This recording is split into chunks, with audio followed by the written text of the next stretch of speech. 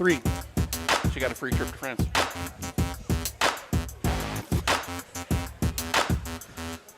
Well, good evening and welcome to, I was getting ready to say Friday Night Blitz, but it's actually Main Street Sports tonight. Because we haven't done it in a long time here, so Ray Halbrook here from Livestream STL. Let me throw it up here real quick. Main Street Sports. We are excited. We've been sitting here talking for quite a bit. But before I get rolling here, I wanted to let everybody know we are live from Case and Bucks Grub and Pub. We want to thank Jeff Fitter over at Case and Bucks for allowing us to be a part of today and allowing us to have this this time here to take care of our football preview that we have going on here. And I'm going to introduce our crack team here. On the left, Jeff Whitener. On the right, Matthew Bates. Gentlemen, how are you? Our esteemed panel. Our esteemed panel, our esteemed colleagues, you know. So we are going to seriously roll through this very quickly. And we've got 11 teams that we're covering. Did you say? Oh, we're good. Like this. Okay, I'm sorry. We're talking like this now. And by the way, Jeff Whitener's wife is behind me. So she might be throwing some. She might be throwing some John 3:16s, or these guys are awful, or some whatever. French you know. fries. Hopefully no obscene gestures. No obscene gestures. Ray's going to get a chicken tender to the back of the head. I don't like that prediction. Or one of the best Right. wings in town. There you go. Quite There you go. possibly. Thank you, Jeff, for the accommodations tonight. So, Yes, yeah, Case absolutely. and Bucks. So let's get started right away. Let's We're do it. going to get things rolling. We're going to roll. We went out and we took care of you guys. We did. I felt like doing it a little differently this year. We normally have the coaches in. This year we went to them. I'm sure they're extremely appreciative of that because, hey, you know, we got a 5-minute sound bite from them and, you know, some B-roll for the preview. So, And then, like any of the coaches would tell you, Ray, you know, they're in their element. Yep. You know, putting them here at a table, Yep. it's like right. on the field with the mic, man on the street, interview stuff, great stuff. So I get it. Here we go. So we're going to kick things off with the Northwest Lions.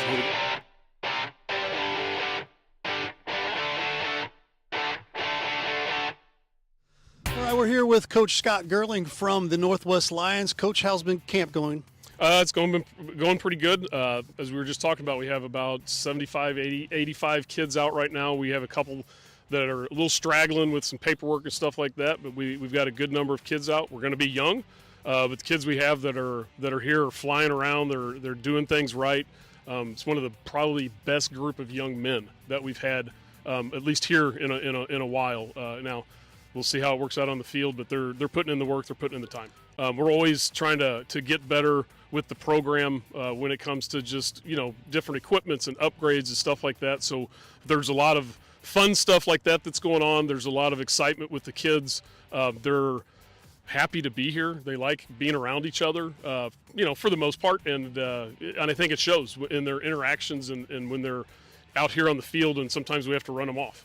So there's new stuff there. We got some wrinkles on offense, got some wrinkles on defense all the time. So the kids are adjusting to it, having a good time, and really receptive to what we're trying to do. It's a tough one. Like I said, we're young. We have about 7 seniors total, which is we had about 17, 18 last year. So that's quite a bit fewer than what we've been used to around here. So we've got a lot of young kids, juniors and sophomores that are going to play on Friday night, and it is a matter of maturing. Now, I will say it's easier, but I think our defense is a little bit farther along right now. But the kids who are doing the offensive stuff we're asking them to have been involved and invested, for the most part, for over 2-3+ years now. So they're really picking up what we're trying to do as well. But there's a lot of moving pieces over there. So we'll see. But I expect our defense to be very solid early. And if we can make some plays on the offensive side and find some consistency, we'll be okay there too. Wes Knuckles he's going to be a 3-year starter for us at receiver, and he plays defensive back as well. And he's really developed over the last couple of years in the weight room, on the field, all of that stuff. We got another returning linebacker, running back, Drew Spratt, who's been an absolute warrior in the weight room, and once again, kind of was thrown into the fire as a sophomore. He's a junior now, and we're expecting big things out of Drew, both as a leader and as a player, making plays. Similar, Adam Banks, who played a lot of lot of time for us as a sophomore last year, and he's an outside linebacker, kind of a Swiss Army knife of sorts on offense. He plays about 2 or 3 different spots for us because he's a smart football player and can move around and pays attention and all that. As when I took the job, and I know it's not one of those measurables and the number of wins and stuff like that, I told him that we want to make sure that when these kids graduate and leave our program, that the community's proud of them, whether it's on the field, in the classroom, really as just as young men. And I think we took strides towards that with our senior class this year. Come back. Coming to me first, right? All right, we're coming to you here, Jeffrey Whitener. What do we know about the Northwest Lions? Well, we know that they reside in House Spring, Missouri. We know that they were 1-9 last year. We know that Coach Gerling gives an excellent interview, a great job with that interview. Questions there by Coach. That's how you do it, Schler. And also want to give a shout out to Ray real quick for great interviews and editing on these previews for us. Now, the Lions lost 21 players to graduation last year, but they've got very large numbers. As Coach says, they've got a solid core of sophomores and juniors. They lost about 5 all-district players last year, including their quarterback, Nick Youngkins, and both their starting running backs. They retain all-district wide receiver Wes Knuckles, our favorite name in local sports. So plugging the backfield will be junior running back Drew Spratt. He should get quite a few carries for the Lions this year. Now, the quarterback position been a little bit of a competition between senior Cooper Veland and sophomore Cohen Stark. It looks like Veland will probably take over based on his experience there, but don't be surprised if Stark doesn't get some snaps under center these first few games. And, of course, they kick off Thursday night, guys, at Sullivan for a Thursday night game. So we'll see who gets the most snaps under center for the Lions, but good luck to them this year in improving on last year's record, Matt. And again, that's one of the things I have written already is, you can only improve. This is a proud Class 6 school that, yes, they went 1-9. And whether you're Class 6, though, whether you're Class 4, you look at DeSoto, nobody is sending sympathy cards to any of these coaches, either at Northwest or DeSoto. So, whatever lemons you have, you got to figure out how to make that lemonade with it. And you got to work finding a bright spot. So what I would do, like on the dry erase board, boom, we went 1-1 in our last 2 games. Look at the bigger picture. We went 1-9. Let's focus on the smaller things, which was our last 2 games we played. We went 1-1. Take the record off the table now. Let's build on that. Can we improve? Because, to your point, with 21 seniors graduating, and you'll hear this from a lot of the other coaches too, that you've got this cycle that you kind of have to get in front of that curve on, because now you only have 7 seniors this year. Exactly. So, your Wes Knuckles, and you can count them on a hand and 2 fingers where your leadership group's going to come from. But now it's more incumbent on your sophomores and on those juniors coming through to see how we can also maybe help with that leadership role as well, too. Because, yes, you've got a Thursday night game. You come right back. You're at Melville for week 2. And then at week 3, your home opener is against Seckman, who we will roll into right now as Mr. Hallbrook has Coach Nick Bear lined up and ready to go for us. Did you just do a segue? I did. It was Holy moly. perfection. Wow, how about that? There you go. Seckman Jaguars, here we go.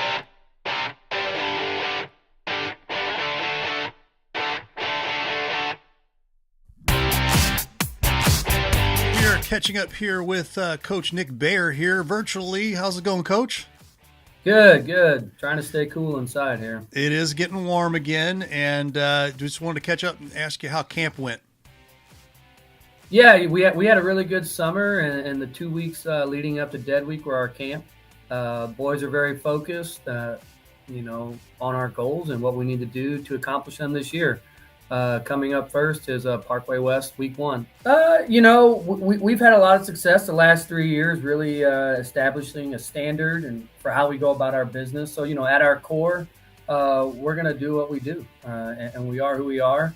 But, when you look at our offense, very run-heavy offense, every year we're trying to add a few more wrinkles, a few more up last year, up into the Jackson game, allowing, I think, maybe less than 10 points a game, 12 points a game. So, very consistent effort there, and the expectations are the same. We've got 8 guys returning who started a game for us last year on the defense. So those guys, they know the standard, they know what it looks like, and now they got to go out and execute. Excellent. On offensively, the goal is to protect the football and move it down the field, suck the clock out, and put it in the end zone. A guy who didn't touch the ball, had too many carries for us last year, but really having a good camp first couple weeks of practice is Ben Lewis. We have 2 senior backs in our backfield with Brady Ambrose and Ben Lewis. They really are kind of have very different styles. Brady's much more of a downhill runner, straight line, one cut and go. Going to run through a lot of arm tackles for sure this year. And Ben Lewis, Ben's a little shiftier. He's a little shorter, get behind them linemen and read that block and find that gap. So I think, both of those guys will be able to keep defenses on their toes. We sit down with I sit down with the seniors every off season, and we talk about, what we want to accomplish this year. Number one, being that first week 1 matchup. You can't win the first, can't complete a lot of these goals without winning that first one. So Parkway West, number 1 on the docket. And then this year we happen to have Fox week 2. So that's always a big goal for us to make sure we beat Fox. We've been able to do that the last 3 years in a row. So we want to continue on with that, as well as, win a conference championship. We've won the last 3 in the Suburban Orange. We want to continue that streak going with 4 this year. And, the big one on the big one in everybody's sights, the one that we keep harping on is a district championship. Last year was our second visit to the game, to a district championship game. We learned a lot from it. We've worked on a lot of stuff this offseason to kind of really close that gap with some of the teams that are normally in our district. And that's definitely the end-all, be-all is getting to that district championship.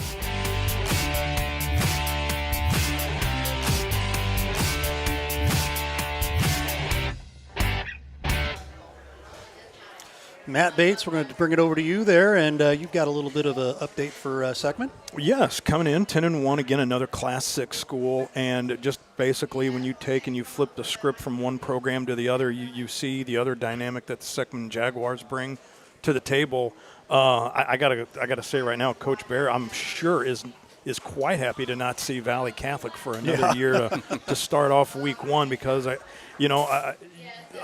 game like that, and you don't want to diminish it because it is like a Class 2 school, right. But they're anything but that, and they're definitely going to expose, like in week 1, they're going to show a lot of things that you want them, like maybe week 3, week 4, hey, maybe somebody, right. But so this year, starting at Parkway West, that's great. Week 2 they got Fox, and then week 3, the contest against Northwest, but last year, the only loss was to Jackson in that district classic District 1 championship game. Was down there for that.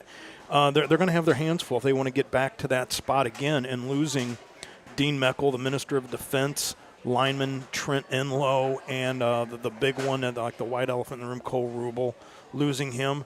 But you also look at the history. The last 8 years, you had 2 quarterbacks. You had a Tommy Gabar and you had a Cole Rubel. Now, that was basically like just taking 2 shells and just shuffling them around with what they brought to the table. Exactly. Now you've got big pieces, and that's one big piece that you got to fill now.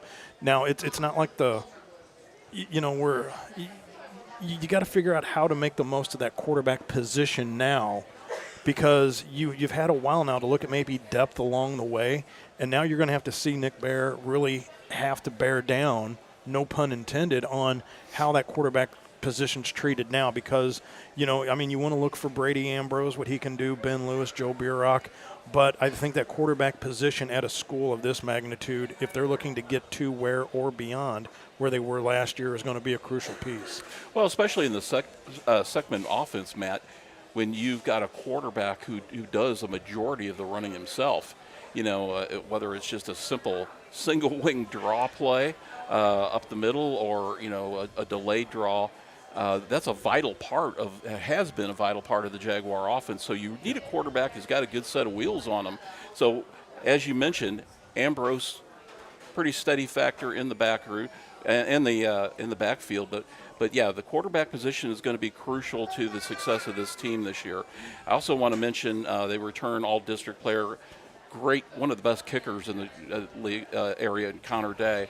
And then also defensive end, another great name, Law Newman. There you Nice. go. For the Jaguars. Very nice. Hello, Very nice. Newman. Exactly. And Yes. at some point in the year, they're going to probably have to face the Eureka Wildcats, Ray. Yes, and we have the Eureka Wildcats up next. Here they are.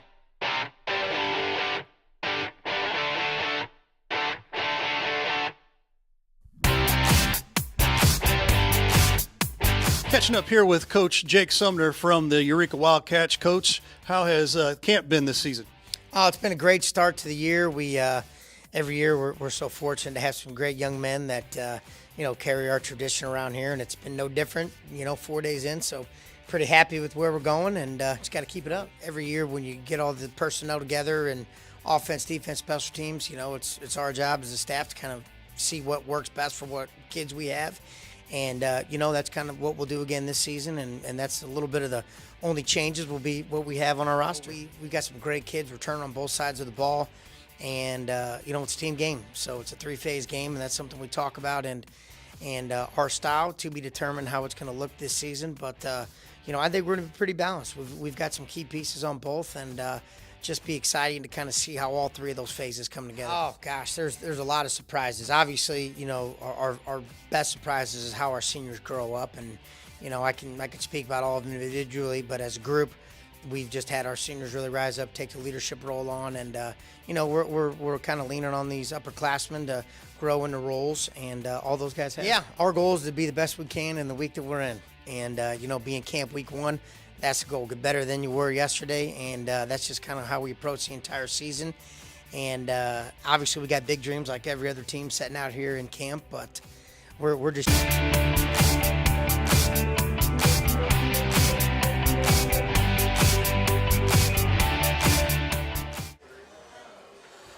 Well, Jeffrey Whitener, you've got the Eureka Wildcats. What do we know about Eureka? Well, we know that we are very pleased and couldn't be happier to be really focusing on the Eureka Wildcats this year as one of our key games and key sponsors. And Ray, you did a lot of work behind the scenes to make that happen. But so we are very, very happy to welcome Eureka on board for a full complement of games, home games this season. Thank you, Eureka. We're looking very, very much forward to that.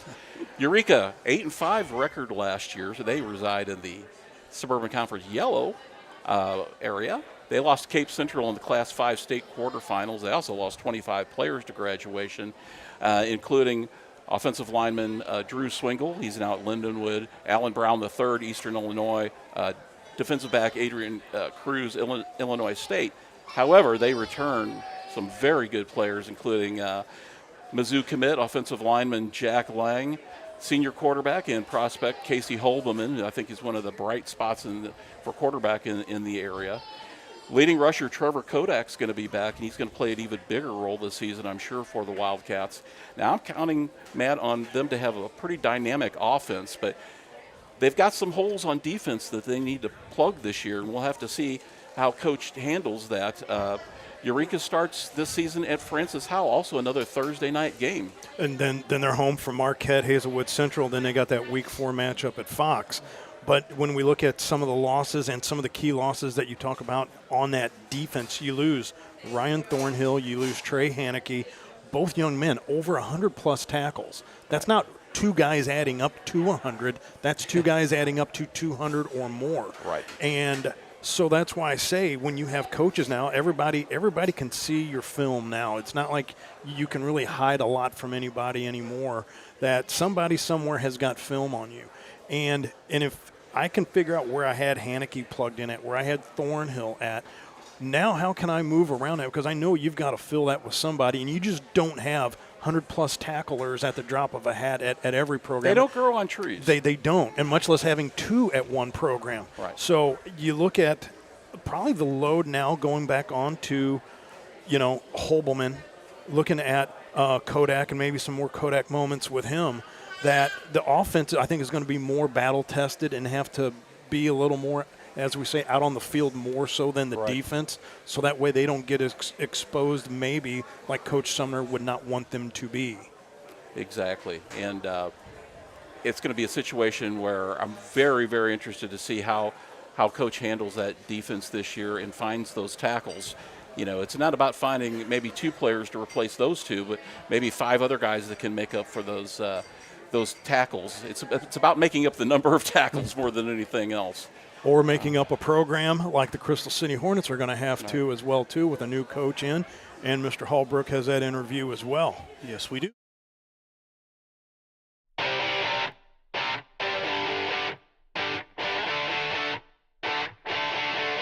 Ray Halbrook here from Livestream STL. We are here with Adam Sims from Crystal City, the Crystal City Hornets, new coach this year. And we just asked you, how's camp this summer? Camp this summer has been going real well. We had about 15 to 18 guys consistently. Our linemen have been the most consistent group. We had about 5 to 7 of them, and they've been putting in, hard work. I just tried to take the mindset of when I took this position that Crystal City football has a long history of football, and it's a special place. And that was one of the things I looked at and really thought about when I took this position, was to know that I'm coming into a place that, had 99 plus years of football. And it's just, I've told the kids that our plan is, we're not looking for big 20-yard gains, 30-yard gains. We're looking for, if we get 3 or 4 yard, 5-yard gains each play, enough of those we'll have first downs. I think defensively, Coach Lowcamp and myself and Coach Hancock, we've been kind of talking about it, but I look for some special things and making some big plays on defense, but also with, what we just talked about with getting the ball on the ground and just running, trying to hit those gaps hard as we can. But I think defensively, we're going to be in a pretty good spot. But offensively, we've got some weapons coming back, like Nolan Eisenbeis and Ricardo and Landon Giroux. So I look forward to seeing what they have to offer. And this summer they've looked pretty good. Even the line, the line's been here since day one. Hayden and Gage McPherson, those 2 on the line, they've come back to play for us again this year. I think those 2 are going to be ones to watch on the line. We have a good solid core group, and then we have some young guys to fill in around. I really just think our goals as far as what we want to accomplish is, 1, just come out and work together as a team, and 2, we try to tell these guys that, coming out on a Friday night, that's fun. That's what you want to do, but also we want to teach you lessons to be great young men. So it's not only, yes, we're going to come out and play on Friday nights. Yes, we're going to work throughout the summer and work on through the week, but we really want to stress to the guys, hey, we want to set you up for life after football.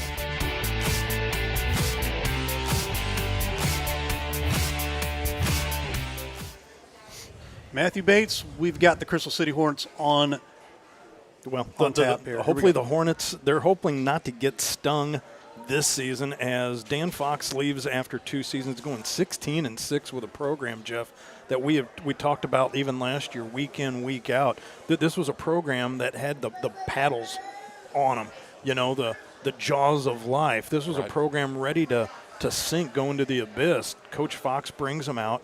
Now this year, granted, after an 8-4 season, that listening to the interview, 15, 18 players coming out is one thing. You lose Caden Bolton, you lose Raftree.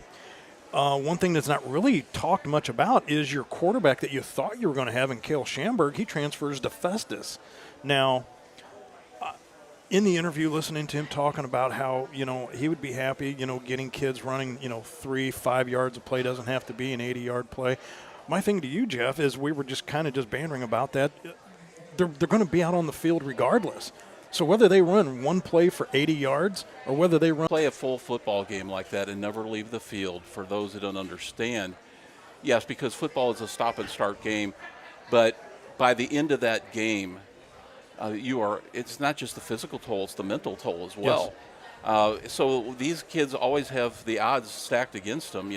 Last year with Schaumburg, Eisenbeis also played a little quarterback, and Nolan Eisenbeis is going to be a player to watch for them this year, along with Ricardo Pastrana, another important cog in the wheel. But Yes. I'm very concerned. There's a run-heavy offense, a lot of run, so a lot of run blocking, which is easier on the offensive line. But you open the season against a Class 4 team on Friday, and even though Sikeston was 2-9 last year, that's still a tall order to go from Class 1 independent to a Class 4 program to start the season. And I'm concerned for these young men, and I'm hoping that everybody can make it through the season happy and healthy and have a good year and continue to build on what Coach Fox has built in that program. You're exactly right, and that's a head scratcher in week 1 with him going down to Sikeston. I mean, I'm blown away by that. You got a program again of 15, 18 kids, and you're going down to a Class 4. Might as well be a Class 5 school in all aspects down in Sikeston. And I say that because they play big. You know that. I know that. Everybody here in the county knows that. Once you get to about the St. John County line and you go south, they grow bigger, they grow taller, they grow faster, they grow heavier. It's like Texas. Everything's just bigger south of Jefferson County. Big old farm boys. And you're going to send 15 of our regional guys down there to take on. And these are guys, even at this Class 4 level here, Sikeston's big enough to where you're going to have one guy playing offensive tackle, one guy playing defensive end, Exactly. one guy punting, one guy kicking. The kids, and I thought you brought up a really good point, which is when I saw this game, I'm like, survive, get out healthy, because it's going to be a butt kicking. And whether it finishes 79-0 or whether it finishes 15-12, the Hornets they're going to be sucking wind after this game, and it's going to be a stepping stone for the rest of the season. Get home safe. That's right. Yes. There you have it. There you are. We'll be right back. We are going to start with the small schools next year. We'll be right back. This is the football preview on Main Street Sports. Hey, Ray Halbrook here with Livestream STL Media. We want to let you know Friday Night Blitz is on its way very shortly here, starting this Friday night. But we want to let you know about something after Friday Night Blitz is over with, and that is our Friday Night Blitz post game, where we will jump back here in the studio and we will catch up with some of the coaches here post game, and they'll be dialing in, talking to us from time to time. So we want to invite you. It'll be around 10 o'clock every Friday night, starting this Friday, and we'll have plenty of post game interviews and after game commentary from coaches. We'll have some of our commentators chime in with us as well. So we hope you enjoy and are able to tune in at 10 o'clock again for the Friday Night Blitz post-game show here on Livestream STL. We'll see you at 10 o'clock. Church is more than just an hour in a pew every Sunday. It's a community. It's where you can come as you are. It's a place where you can connect with God, learn from Scripture, and grow as you build relationships. It's a place where it's okay to be a work in progress. At Faith Community, you'll find an authentic group of people who are pursuing God and supporting one another along the way as we move from where we are to where God wants us to be. Wherever you're at on your journey, you are welcome here.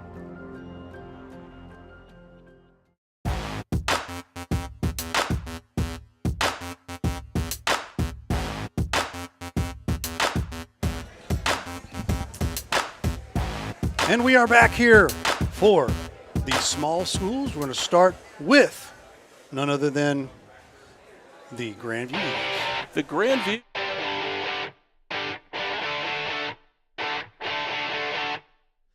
Catching up here with Coach Jason Kiminoff from the Grandview Eagles here. Coach, how was camp this season? It was good. We had a good camp. We did a lot of good stuff. We finished the summer by going to a team camp down at Evangel University, and our kids really got a lot out of it. I think it was good. Yeah, I think we're always tinkering offense, defense, special teams, whatever, because you're trying to figure out what fits your kids and what works. You don't want to make too many drastic changes by any means. Once our kids get comfortable with one thing, you just want to fix it, and tighten it up a little bit and make it better. So I wouldn't say anything too crazy drastic in regard to changes, but just fine tuning things. I don't know. I hope obviously I hope defense is dominant, right? Because that makes my job easier when I worry about scoring points and all that stuff. So I'm always going to hope the defense is dominant. But obviously I hope the offense is dominant too. I'd love to sit there and up. I don't remember off the top of my head what our points per game were last year, but that number, you always want that number to keep going up. So yeah, for sure. I mean, we have a solid core here at Grandview who is very committed at getting better and bettering this program. And so those are the dudes you can count on, and we've been able to count on for the last few years. And so a lot of those are kind of our junior class. Wyatt Kime, Isaac Walker, Brendan Martin, Tucker Reinhardt, to name a few. Some guys who don't miss anything. They're here every day. They're putting in work, and they're doing what they're supposed to do. And so those are the guys we're going to look at. And then it's tricky just because, and I don't like to not call out seniors there, but going from last year, we had a really big senior class to this year having a very small senior class, right? We only had 2 seniors really with us all summer, right? And Jacob Hassos is the only one who's been here, for all 4 years and been here and putting in the work and didn't miss a day over the summer and all that stuff.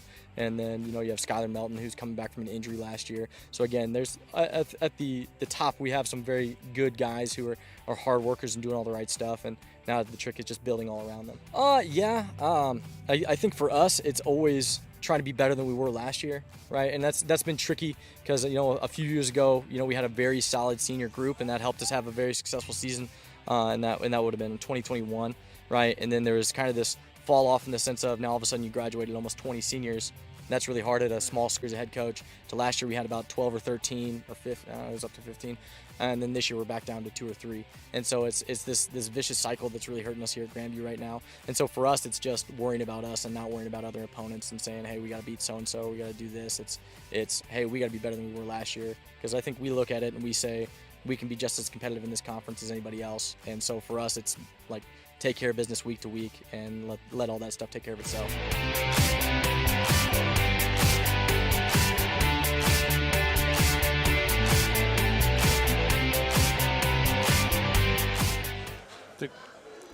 Jeff Whitener, you have the Grandview Eagles. I do indeed, Ray. Thank you. Record of 3-7 last year, hoping to build on that. They lost to Lift for Life in the first round of the Class 2 District 1 playoffs. Didn't everybody?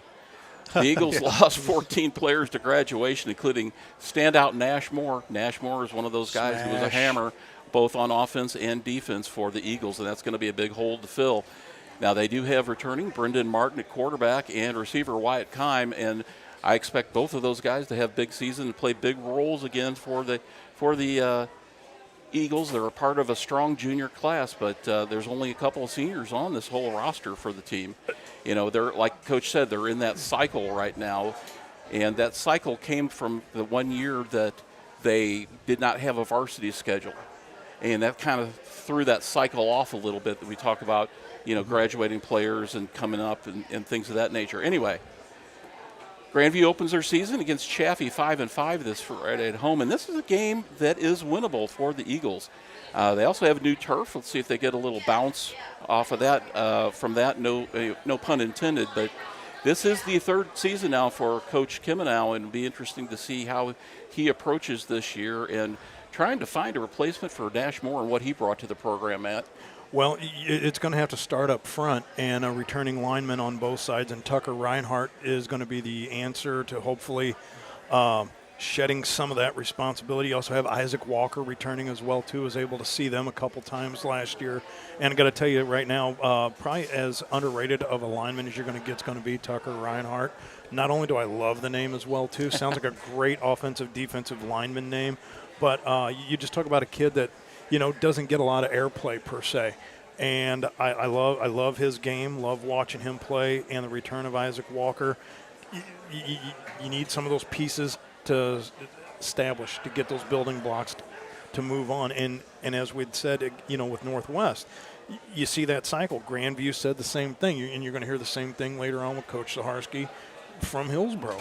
But I think a lot of that, though, this isn't something, though, that, like, when they got to, say, week 10, they're like, hey, did you see how many people were graduating, this year? And you're seeing this 2-3 years down the road and trying to plan and adjust accordingly for it. So I think when you look at Coach Kimenow, you look at Coach Gerling, and you look at Coach Zaharsky, you're going to have to see how they adapt, respond, change to these what I call graduating cycles. And we were talking about Crystal only outfitting 14, 15 kids. Same issue with Grandview. And as rumor has it, last week of the season is going to be Grandview Crystal City. I would be surprised if that game even gets played, because it's going to be who is still standing. These teams might be just gassed by week 6. Again, with only 14, 15 kids playing every side of the ball, special teams, you're going to be fit to be tied to be able to get a complete season, but we'll see how it goes, especially with this heat and weather lately. It's going to dip into their gas tank. So it's going to be a real good job by Coach Kiminell and these other coaches with the small rosters to see how they can adapt and change and plow through. And speaking of plowing through, we have the Herculaneum head coach. That's going to be Blaine Boss coming up.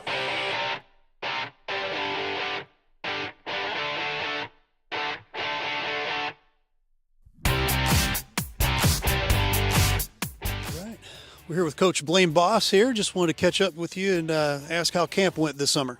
I think it went pretty well. Had probably the best numbers I've had since we've been here. I think, it's been right around 50 and maybe a hair over, so I'm pretty pleased with that. But I think it's went well because being here now, kind of being established offensively, we kind of know what we're doing by now, have that in already, so we're kind of able to build on it. I don't know.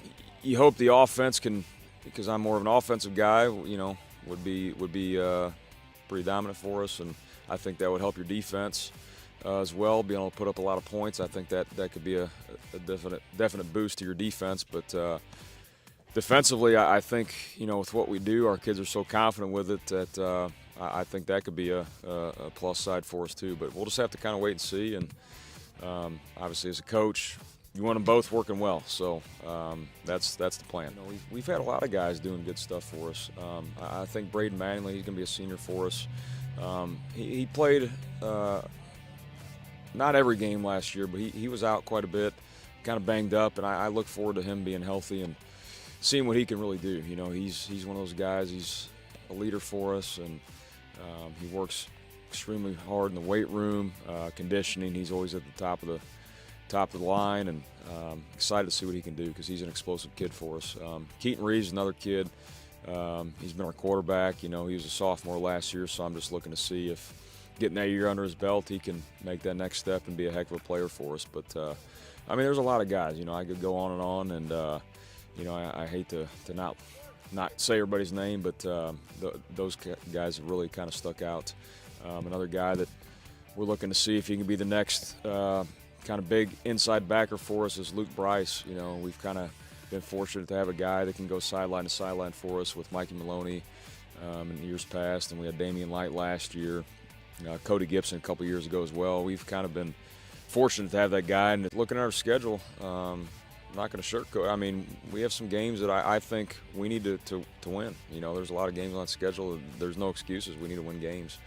And, that's not what it's all about. But there's a lot of things we have that I've talked to these kids. They know. We want to be in great shape. Want to be great people off the field, on the field.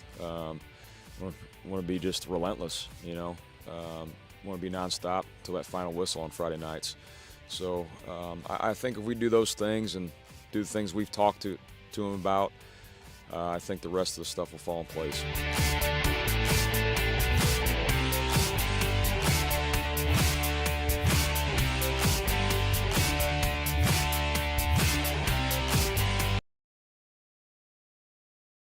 And with the Herculaneum Black Cats preview, the heart of Herculaneum, Matthew Bates. There you go. And before we start, Ray, this was Black Cat Matt before Matt Lichtenstein was Black Cat Matt right here. That? Look at that. Number 53 in your program, number 1 in your heart. That's right. Actually, when you could have knocked me over with a feather because I completely forgot what their record was last year at 5-6. 5-6. With the injuries they had at every position, every game, Jeff, that we were talking about, it was like, they started week 1 with their quarterback hurt, right, and then by week 2 they were on quarterback number 3 in their depth chart, which, again, this is a Class 2 Herky team where you're not afforded the luxury of like a Class 6 Seckman where you could have at any time like 5 deep at one position. But it seemed like week in, week out, Coach Boss was every interview. It was just like, well, we just got to figure out how to cut pace, put everybody back together, tape it up, so we can at least just outfit a team and not basically have to be starting our JV varsity team. And that was for our varsity team, but that was essentially almost like the point that they were at. So to pull out a 5-6 record last year, I thought, given the injuries at every position they had, it was a great job by Coach Boss. But I think this year, though, you lose a Shea Eberhardt, you lose like a Demian Light.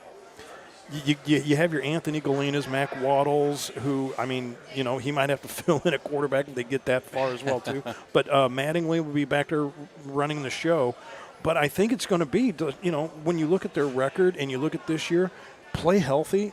What does that look like? Because I would have to say that would be, I'm not going to say makes the coaching any easier, but when you look at how decimated they got last year, you feel like you're almost cheated a year. Well, I'll tell you, I don't know if in his background or history if he's ever made shoes before, because Coach Boss knows how to cobble things together. And it cobbled together that lineup and kept it together last season, and kudos to him because it wasn't just injuries, it was key injuries that they experienced. A couple of wild cards for Herky this year that I want to talk about. First of all, the brand new turf. They're one of several tools in the area to get turf. Herculaneum, this is their first experience with turf, going from grass. It looks beautiful over there. In my opinion, it's one of the best small town atmospheres now with the turf and the colors and everything that you'll find in Jefferson County. And I highly recommend catching a game over there for that reason. I expect them to have a little motivation and a little bump from that. It's something that the community has rallied around and is positive for, and I think they're going to get a little bump from that. I really do. Let's see if it gives the fans renewed momentum, you know, heading through the season as well. The other wild card I want to talk about is Tanner Duncan. Tanner Duncan, T-Dunk, great baseball player, great basketball player. His older brother Jordan, great baseball player, great basketball player, also played football until he was injured. Mm-hmm. Tanner Duncan now has decided to come out this year and be a part of this Black Cat football team. And what Tanner Duncan may bring to the table is a wild card. He definitely has a little more length than some of those guys. Definitely has speed. I don't know what position they're working him out yet, but I can see him as a slot receiver. I was going to say the athleticism will play wherever I think you put him at. You look at a guy like a Nate Breeze that graduated. Right. I think you could have put him anywhere on the field. He would have been successful, and I think you see the same thing there with T-Dunk. Exactly. I think, you know, Dunk might not be as long as Nate, but he certainly fits that receiver role, the DB role. He's got the athleticism. He has the speed. And I think that gives Coach Boss a whole new dynamic in that offense, especially if he can get a quarterback who can get the ball to Duncan and let him create and gain yardage in space after the catch. So I'm really, really excited and interested to see what they're going to do this year. I think that they could create some problems in this conference. And they'll host Windsor again this Friday night. I think this is the 4th year now. So who was calling that game? We're having that game on the air, right? That will be myself and Drake Beekman. The Drake. The Beak. The Beak will be on that game. Yes. But, Herculaneum could surprise some people this year. But they're going to have to get through Jefferson. And we've got an interview with Jefferson Blue Jay head coach Matt Atlee coming up next.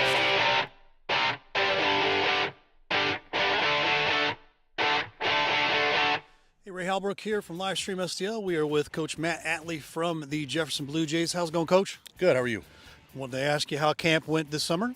No, I mean, we got a good turnout. We got almost 50 kids, which a school our size is pretty good. You know, we have some decent returners for us. So, I mean, overall, it's a lot to be happy about.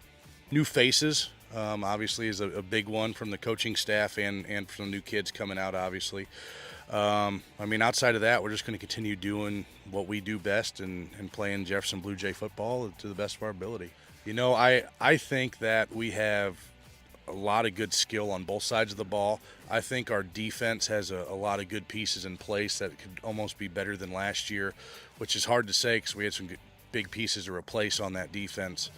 You know, I know we got a new player at quarterback this year, having to replace Cole Williams, who is almost a 2,500-yard all camp across the board, and just a overall great couple years. He played a little quarterback for us as a sophomore, and then he was our leading yardage getter up until about week 2 last year when he got an injury. He's came out strong this year. Cooper Frisk has taken on a bigger role in our offense and has done some really good things for us, just to name a couple. And then up front, Aiden Allen on both sides of the ball has done a great job. Aiden Dowd has been a good leader for us, as well as Jake Watkins from the linebacker spot. So, I mean, just to name about 4 or 5, those are some of the kids that, you know, we really expect a lot out of. We want to be the best version of ourselves each day. We don't define success with wins and losses. We define success as how we act inside and outside of these lines on the football field. And, you know, that's what we're going to continue doing and continue focusing on. And I think if we work on playing with great effort, doing it as a team, and doing it for the community, we're going to be just fine.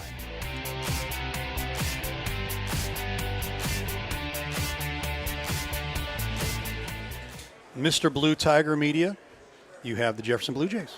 We have the Jefferson Blue Jays, an 8-3 record last year. They were the JCA I-55 Conference Small Schools champion, pardon me. They lost to Lift for Life in the championship game. Who didn't lose to Lift for Life? Right. Now, they lost 13 players to graduation, which is a lot for a small school, including 9 starters. And they've got some big holes to fill. Nate Breeze isn't there anymore.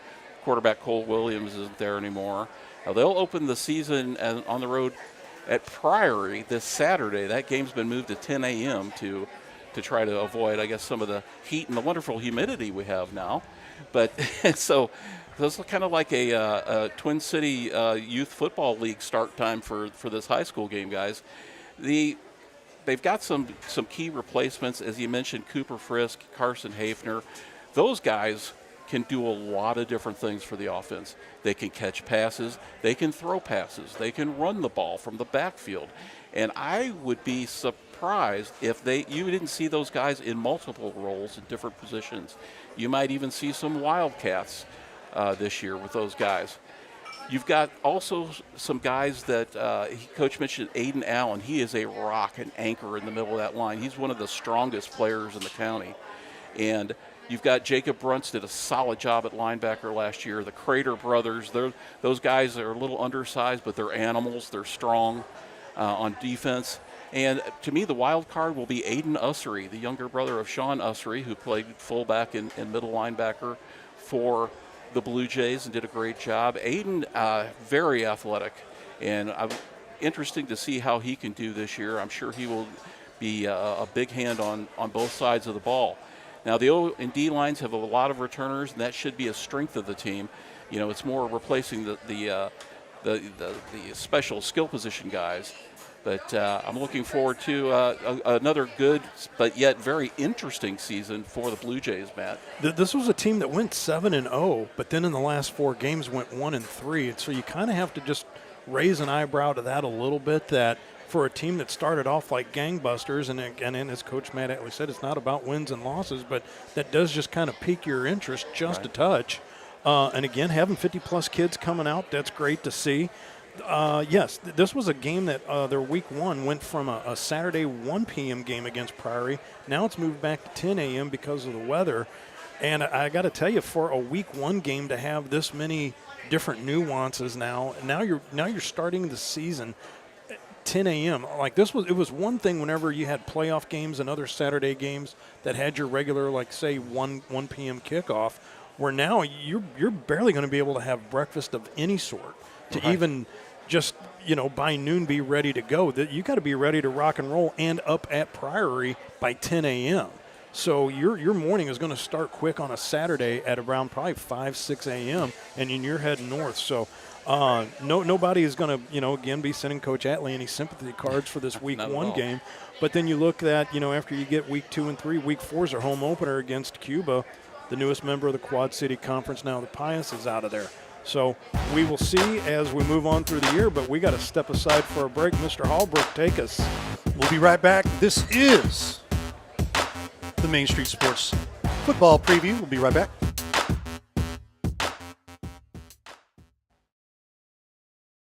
Hey, Ray Halbrook here with Livestream STL Media. We want to let you know Friday Night Blitz is on its way very shortly here, starting this Friday night. But we want to let you know about something after Friday Night Blitz is over with, and that is our Friday Night Blitz post-game, where we will jump back here in the studio and we will catch up with some of the coaches here post-game, and they'll be dialing in, talking to us from time to time. So we want to invite you. It'll be around 10 o'clock every Friday night, starting this Friday, and we'll have plenty of post-game interviews and after-game commentary from coaches. We'll have some of our commentators chime in with us as well. So we hope you enjoy and are able to tune in at 10 o'clock again for the Friday Night Blitz post-game show here on Livestream STL. We'll see you at 10 o'clock.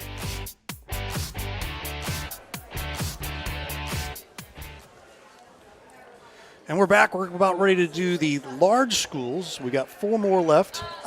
We're here at Case and Bucks. I want to thank the folks over here at Case and Bucks. Great food, great atmosphere. Getting ready to start to do some karaoke. No, it's trivia night. Trivia night tonight. Yeah, that's what it is tonight. They got a ton Wings, of things burgers, going on. Salads like you wouldn't believe. There you go. There you have it. So come check them out over here at Case and Bucks. But we're going to get into the large schools here, and we're going to start with the DeSoto Dragons. And here they are.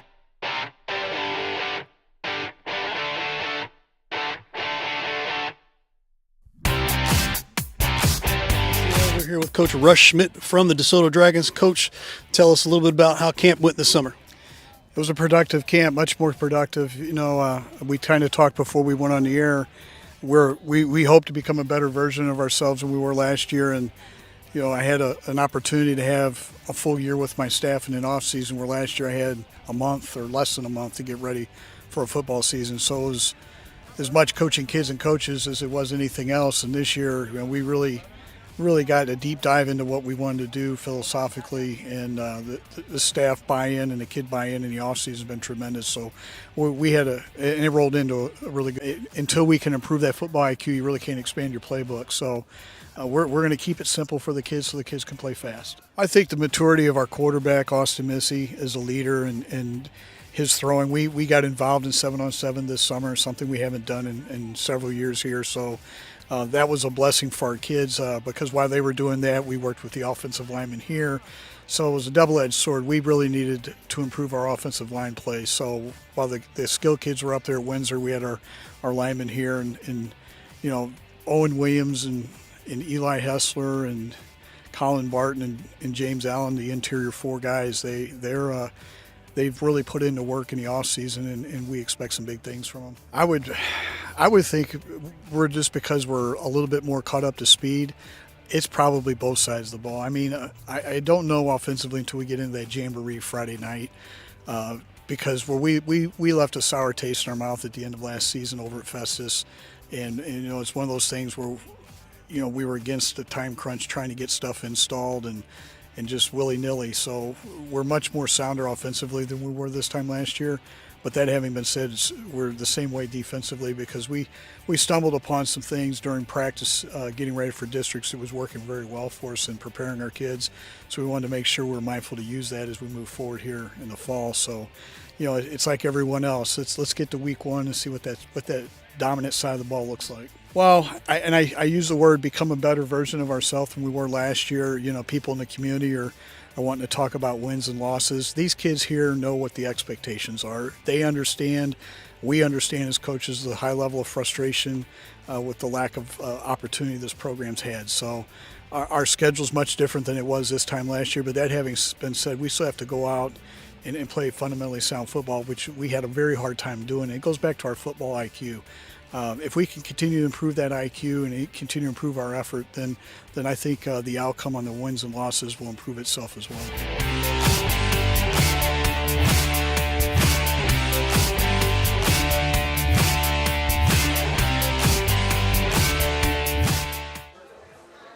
Matt Bates, you have the DeSoto Dragons. I love me some Coach Schmidt, the football IQ, and I know he might have said that 2-3 times during that interview, but I think, you know, the message is being sent. You know, the community, there is something to be said about that when your community's behind you, your fans are wanting to start to get behind you. that speaks well for a program that's been 1-9, 0-10, 1-9, 2-8, where trying to get off the schneid, and I want to use the term like being relevant again. And I think that's what Coach Schmidt is looking to have done, that no matter, I think, wherever you talk about it, it's going to start with the coach, his involvement, and I think he's like the only AD that's also a head coach as well, too. But he is going to live, die. Like, if you cut him right now, I'm sure he bleeds green. And that's how involved and how in-depth that Russ Schmidt is with this program. You see some of the keys, some of the losses, as every team sees. Austin Missy is going to be the quarterback position is going to come under scrutiny everywhere you go to. But last year he was only a 24% completion passer, Jeff. Right. 21 of 79. Now, I don't know if something magical is going to happen from last year to this year to where his accuracy is all of a sudden just going to be a lot better. But hopefully he might have some taller targets. I know he's going to have Joey Escobar back, and Connor Siebert's going to be a part of that as well too. But when you look at your leading point scorer last year was Eli Tebow at 24 points. That was only 6 touchdowns. Right. I mean, four touchdowns, I'm sorry. 24 points. He's going to be healthy. Can he stay healthy? But I think if running the ball is the approach you're going to take, I'm not so sure. I mean, if Missy's going to get the reps, can he hit the targets? So how much out in the flat work are you going to do before you look to throw a deep ball? Because 21 of 79 is going to be some tough sledding to try to recoup. I think Coach did a couple of very smart things. The Soto joined the 7-on-7 program this summer, and I think that their skill position players will benefit from that. But as he said, that allowed them to work with this line. You talked about the completion rate for Missy last season. So much of that was because the line was allowing pressure and allowing very instantaneous pressure on the quarterback. He had to get rid of that ball or do something with it really quickly. And I think this allowed them to really focus on the line while the other guys were doing their 7-on-7, and I'm hoping that that's going to help them in the long run. Coach talked about they're going to keep the offensive scheme simple, and they're going to try to be fast and play at a fast pace. And I think that those things play into what strengths the Dragons have right now. Coach Schmidt has got the buy-in from the players, and he's starting to get the buy-in from the community. It's all about managing the expectations, as he said, of where this football team is right now and what they can be. And being that best version of themselves maybe means they win 3 games this year, they win 4 games this year. But if he get the community and the administration on board like he's got the players, they will be in good shape as they open up the season at home this Friday night against Freeburg. Do you think they could be a spoiler since they haven't won a conference game since 2019? I think if you're Russ Schmidt, that's what you're wanting to be. You're wanting to be a thorn, a pest, to where, again, being relevant once again. And it only takes that one big game, that one big effort to start building the confidence in these young men. Speaking of confidence, Mr. Ray, we've got confidence in the new coach over at Windsor. There we go. All right, we're here with Coach Lee Freeman from the Windsor Owls here, and we're just catching up with you on how camp went this summer. Well, we had a pretty good camp, I think. Obviously a lot of new things for everybody, coaches included. So just taking it a step at a time and making sure everybody's on the same page. But as far as kids are concerned, saw a lot of progress, saw some promise. So I think the main thing for us is that we stay healthy. And, I think that's probably true for a lot of teams, but for us, I think it's significantly important. No, we're still going to be a run-first team. We're going to try to play as physical defense as we possibly can, try to keep people off guard a little bit. But other than that, a lot of the same things. There's, we're just new kids and, new coaches and, new colors. You always hope for that your defense is going to play well and keep you in games. But I think we have, the ability on both sides of the ball to be consistent, and that's what we'll be looking for as far as we're concerned. Just consistency on both sides and keeping other offenses off the field as much as possible. So that's where our offense will come in, and we'll take it from there. We had a lot of guys make a lot of progress this camp. one that sticks out to me is Logan Wilson, who's going to play running back and linebacker for us. Willie Coleman, who's going to play some DB and running back for us. Jack Heath, he's a lineman for us. I thought he had a really good summer, really good effort, pays attention, smart guy. And then we have 2 more offensive linemen, Evan Wessels and Gannon Duranja. Those guys have had pretty decent camps. We need to work on our physicality across the board right now and our explosiveness. But, from what I've seen, I think they're capable. We just need more reps and more time. Well, obviously, we want to have fun. The kids need to have a positive experience. We need to make sure that we're focused on the Windsor Owls every week and not everybody else and everything else that's going on around us. And we need to make sure that we're prepared from a game plan standpoint. As far as coaches are concerned, we need to make sure that we're on the right page. And then, we're looking for improvement every week. So, you want to be playing your best football around week 9, 10, 11, 12. So if we can do that, then, mission accomplished.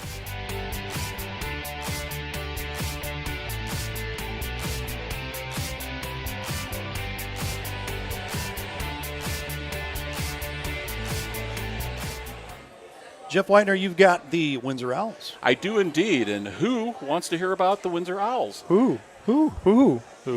We all do, Jeff. Had a 2023 record of 4-6. They lost 21 players to graduation, including 2 all-district players in A.J. Patrick, the running back, defensive back, and defensive end Riley Weisner. Returning is senior all-district player, a big defensive end, one of Matt's favorites, 6'4", 270, Evan Wessels. He's a big load there on the line. First year for Coach Lee Freeman. He's come back. He got bitten by the coaching bug again, and when Coach Funston stepped down, he was able to come in and work with the Owls now. I'm sure they're going to be a run-first team with what the type of offense Lee Freeman likes to run. They're hoping to build some depth in the program as well, get some more numbers going, and it's also strength, overall strength for the team. Get them in the weight room, especially on the offensive and defensive line. And Windsor opens, as we mentioned, at Herculaneum, another chance for them to get a possible early win. But obviously, Herky's going to have say something about that, Matt. Well, the Windsor Owls, I had done a number of their games last year, and I want to first say, a shout out to Coach Funston and the job he did in 30 games, win 11-19 for that program. And again, I will use the same term, relevant or relevancy. I think he did that quite well in the area to keep the program relevant. But it's a matter of now how do you take that talent? And again, another one coming in on the line, Gannon Duranja. You have Logan Wilson, Luke Patterson, and you have WC3, Willie Coleman III coming back. So, I mean, you got a core, you got a good group coming back in. And I think that's what Coach Freeman is seeing right now. And you talk about bringing in somebody with some heft. This isn't just like you went out on the street and made a hire. This was a guy that's got some street cred to his name. 2014-19 out at Hillsboro, Class 4 District 1 champ in 2017. So, I mean, this isn't just like, well, what have you done, Coach? Have you been there? That this guy, again, has some street cred coming in to where, if I tell you that this is something I have seen that has worked, this has worked, and you can rebut with, well, this was at another program, but I've been a winner where I've been at.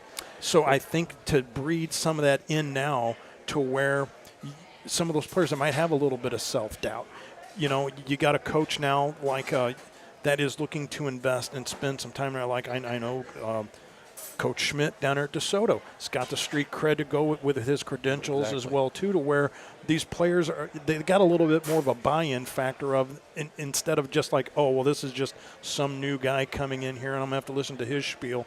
Some of these kids might have heard even from their parents that have been through some of the circles with them, like, hey, Jeff, this guy's legit, or, you need to listen to what Coach Freeman says as opposed to, I don't know about this guy either. I don't know what he has to say. Right. Their pedigree allows them to kind of get a jump on things when they come to the new program like that. And you said they are well respected in our area. So looking for big things from Windsor and Lee Freeman. But we're also looking for very big things from Coach O'Fadley and the Festus Tigers, right?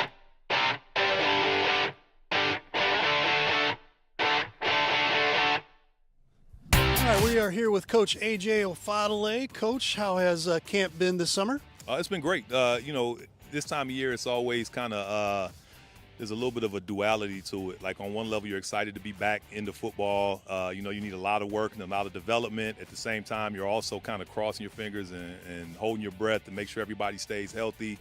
And there's always that balance that you're trying to find between, the right amount of work and the right amount of physicality. I don't know. I'm kind of a creature of habit. I don't know. We'll always try to tweak some things and improve and try to innovate, and we evaluate everything we do from play. We get a chance to play against great programs, really good coaches, and any flaws that you have, they're going to find them and they're going to expose them, especially when they're teams that you play multiple times in a year. Hopefully we're pretty decent on both sides of the ball. You obviously need to be, and we've upgraded our schedule pretty significantly with some of our non-conference opponents, and our conference as a whole, when you look at everybody involved and where their programs are and the direction they're heading, whether it be from a experience standpoint, teams that previously had younger players are now not so young anymore. Teams with new coaches that are, going to elevate the overall standing of the programs that they're in. And then, we obviously, with Hillsborough as a rival who's, won probably 35 plus games in the last 3 years and, really had our number, our conference alone is going to be much improved again. Mason Shermer, who was an all-state player for us a year ago, has really done a fantastic job of really rededicating himself to weight room, to nutrition, to speed development. He played probably about 245 a year ago. He's in the 220, 225 realm. So he goes from a guy defensively who was a classic Mike linebacker, tackle-to-tackle, run-plug kind of guy, as physical as anybody in our area, to a guy who can now play sideline to sideline, play in space, and he's still just as physical, and he's stronger than he was a year ago. So, and it also gives us the opportunity to use him on offense some as a ball carrier because of how he's improved himself athletically. And with the loss of Hayden Bates, adding another bigger body like that to carry the football is always an advantage. Our other guys are kind of more the traditional running back size at this level, and although they're really good players, adding that bigger body in is big time. And then another guy who was a good player for us a year ago, played well enough to garner some FCS offers, Trey Lacey, is basically another guy that's a completely different person physically right now. Had a fantastic offseason in the weight room. To me, the goals are a little bit more process-oriented. Like, what is our effort like on a daily basis? Something maybe a little bit harder to measure. It's a little more subjective, but can we go in and can we practice? And what I kind of look at, does our practice feel like a college practice today?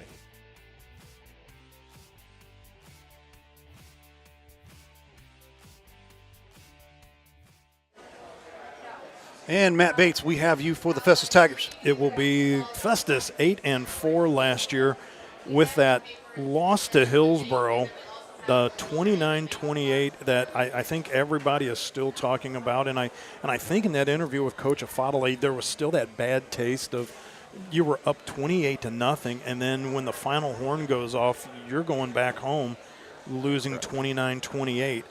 That heartbreaker, that's going to stick with you. You look, though, Coach Ofadale, his fourth year, he's 30-17. Some people talk about, like, hurdles that they have to face and things we need to get through, maybe like a quarterback situation. Hillsborough is his bugaboo. That's what Coach Ofadale right now, the thing in his way, the hurdle in front of him is Hillsborough. How do we as a program, a team, get over this thing that's called Hillsborough? Because right now that's the thing that is just really separating them from taking that next step in not only in the conference but farther through state. Because on the Festus side, I can't talk about any other programs until I get past Hillsborough. It's like their ending, stopping point, talking point. And I'll let you discuss and go over, key losses, one of them being my cousin Hayden. But I think right now that the biggest thing for any of the coaches right now, if you're in a conference with Hillsborough, it's like, how do you get past them to talk about any other narrative, Jeff? Well, Matt, I liken that to any great rivalry. And believe me, the rivalry between Festus and Hillsborough is real, and it can get pretty vicious. And like any great rivalry in college sport, whether it's Michigan, Ohio State, some of the SEC schools, you could have a subpar season, but if you beat your rival, that's almost considered a success. So it's one of those deals where Coach O'Fadley, he's done a great job building the program, building the weight room for these guys, building the Tiger program up. But as you mentioned, he's got to get over that hurdle. And this year he's going to have to do it with, he's lost 19 players, including all-state running back and tremendous leader, all-around athlete, Hayden Bates, your cousin, and several all-district players, including Jeremiah Cunningham, the quarterback. So you've got Mason Shermer back. We know what a great athlete he is and great linebacker, and he was a second-team All-Stater last year. You've got defensive back Jeremy Davis-Mays, Trey Lacey. Both of those guys are going to play important roles, especially on the defensive side of the ball. Will Essian Smith take the reign at quarterback this year as a senior? We'll have to see on that. Maybe Shermer will get some snaps at running back. So they've got, as Coach mentioned, they've added and made a much tougher non-conference schedule this year. They've added Class 5 and Class 6 to that schedule. And, of course, they're going to have Jackson and Farmington again, which always pose very stiff challenges for the program. They will host Rolla at home this Friday, so they want to get off on a good foot and try to build some momentum into the season if they're going to.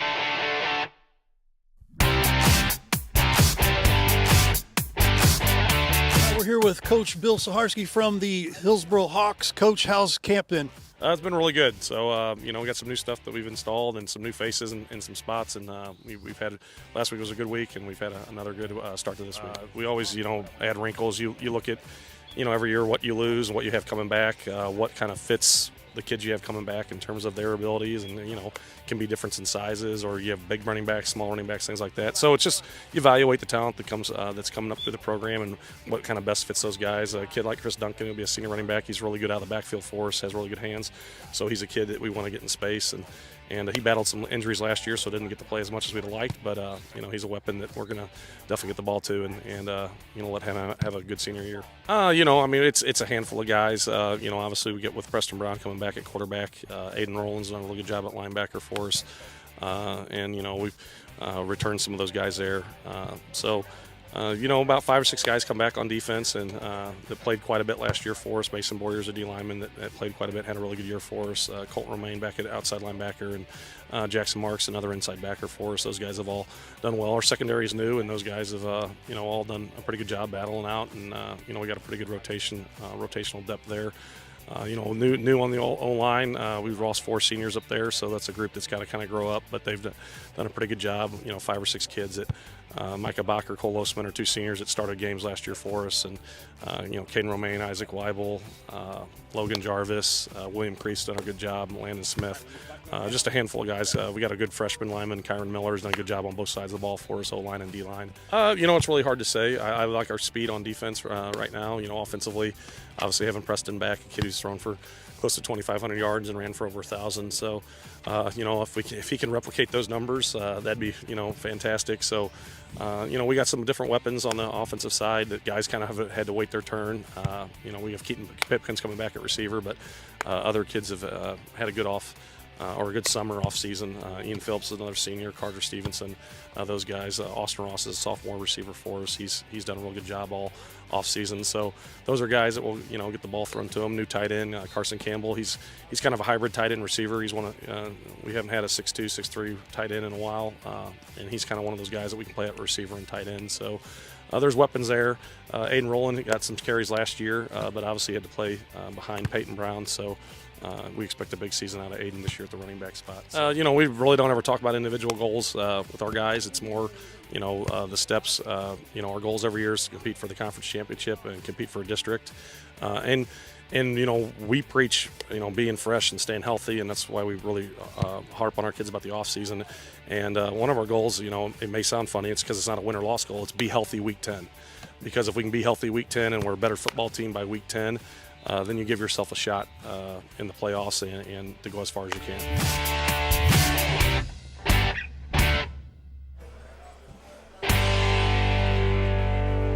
And Jeff Whitener, you're going to wrap us up here with the Hillsboro Hawks. We're going to take it home with Hillsboro here, fellas.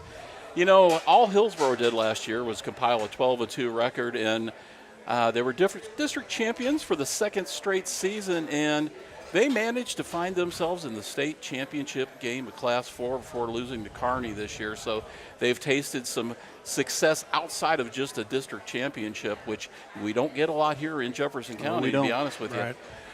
Lost 14 players to graduation, including all staters. There's some kid who plays for SEMO now. I think his name is Brown. Shout out to Mrs. Brown, friend of the show, by the way. Hey, no hating on Peyton. No hating on Peyton, that's right. O-lineman Wyatt Phillips, and a great player, one of the smartest players I've seen in a while, in Chase Sikarsky. You know, Peyton did all right. Peyton did okay. He did all right. He had like week. three touchdowns, something like that. Yeah. We weren't watching or anything, so just saying. Returning his All-State quarterback, Preston Brown, and I believe he is getting some offers as well.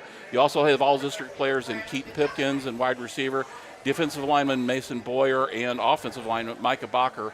I really think that the offensive and defensive lines, even with the loss of Wyatt Phillips, are going to be in really good shape for Hillsboro. And Matt, you know that's 75% of any battle, especially on offense. You got those guys. Coach can go out at Hillsboro and he can start plugging in some people into that background and to that backfield to plug in with Preston Brown, and their offense should be okay. I'm more concerned a little bit about their defense. Offense, they rolled up 43 points per game last year. Defense, they were right around 21 points. I have a little more concerns about the defense this year, but, man, starting right out of the blocks this Friday night at home, they've got MICDS coming in, and the Rams are big and physical and fast, and it's going to be a heck of a test for the Hawks. Yours truly will be on the call for that on this Friday night as the last year's 9-3 Class 5 MICDS Rams, they come down to take on the Hillsboro Hawks. And I got to tell you right now, though, this is going to be a punch right in the kisser, right in week 1. Because in week 2, then you got to go to SLU. And then in week 3, you're back home to face Class 5 Washington. So, I mean, right out of the box, 1, 2, 3, it's like gut punch, shot to the kidneys, and one, right to the chin. This is going to give Coach Saharsky a run for his money. Finding a replacement for attempts. Exactly. Where you had a kid that could at least kick a 30-plus yarder, but all the other extra point attempts this young man had over his career as well, too. You just don't find kickers by the dozen as well, too. Just not to lose sleep on that one. But now you have one half of the PB sandwich left in Preston running the helm, who right now has got a commitment to North Dakota State. It's going to be interesting to see how he responds now to having 4 new linemen up front as well, too. And I know that's something you and I, we love talking about, our beloved line partners.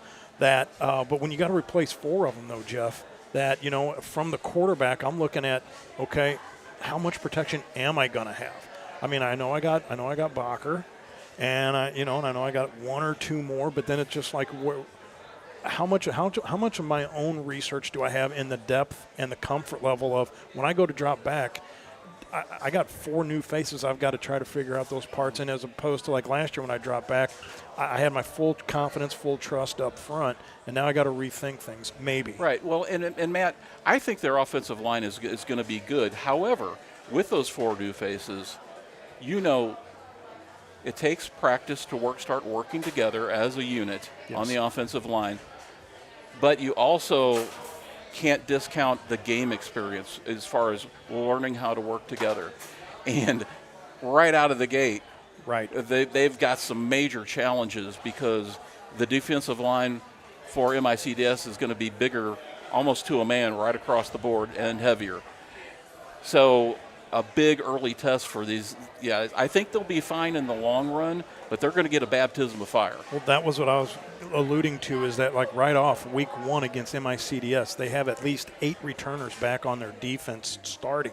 So, again, when I'm kind of putting a patchwork offensive line together, and if you and I we're just trying to get our stuff together through camp, and then we kick off week 1 against a team that's been solidified for at least 3 years plus, we're going to have a tall task at hand for us. Not saying we can't overcome it.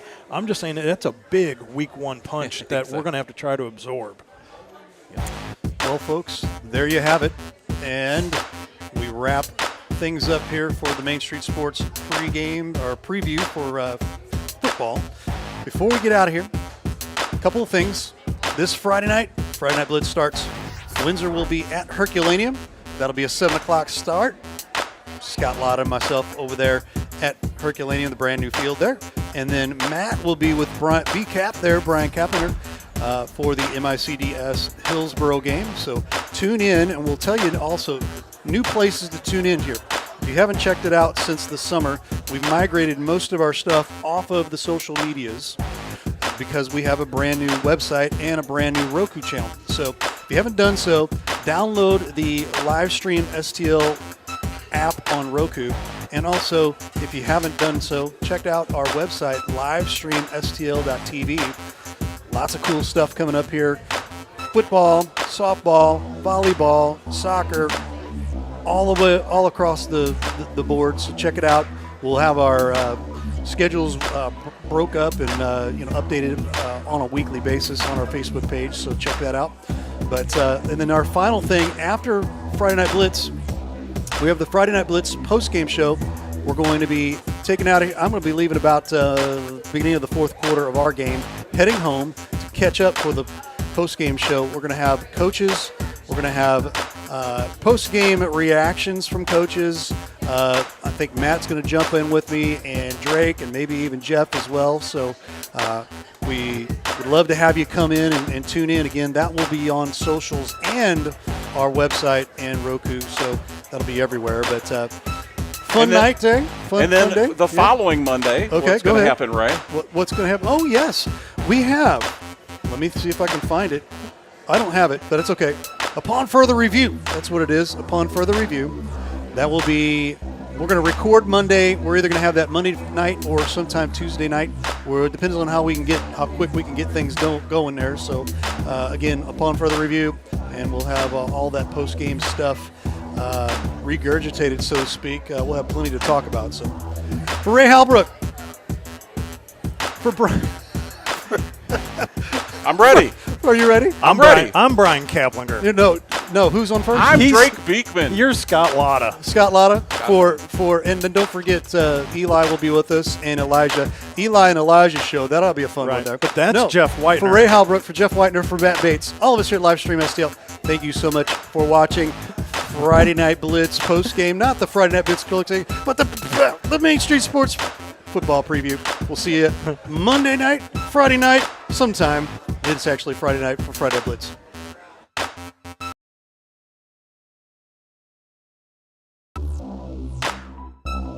Thanks for watching today's broadcast. Any unauthorized use of this broadcast without the express written consent of Livestream STL is strictly prohibited.